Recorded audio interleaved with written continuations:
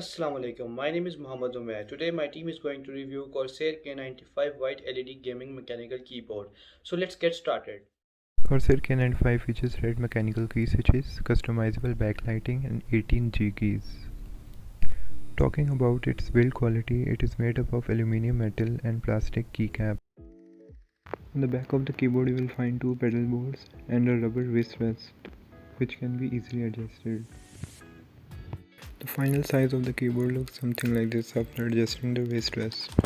Talking about sound of the Cherry Mx red key switches, they are silent as compared to brown and blue switches. If you remove the keycaps, you will find white LED lights on top of the red switches.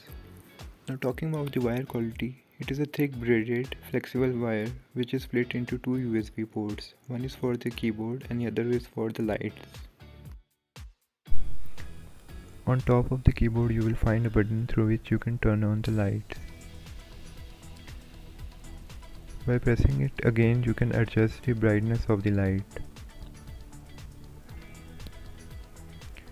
It has also customizable backlighting keys which you can set according to your need. On top right of the keyboard you will find a volume scroll button through which you can adjust the volume of the system, and also a mute button. It has also some media keys through which you can pause or play a video.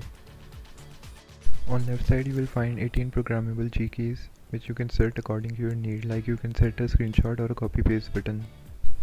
Okay, so what I don't like about this keyboard is that sometimes when you're facing the screen and you want to press the escape button, you accidentally go for the G key, or similarly when you want to press control button, you go for the far left G key.